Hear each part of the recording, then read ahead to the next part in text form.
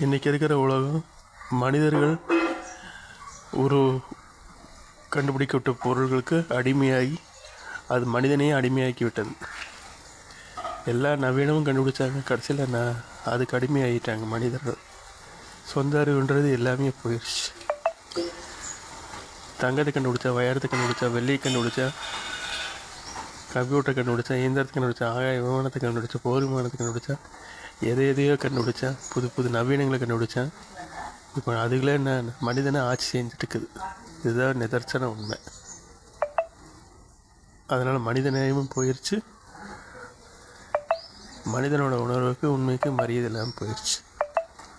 அழிவு நோக்கி போயிட்டுருக்குது இந்த உலகம். இதுலேருந்து வெளியில் வரோன்னா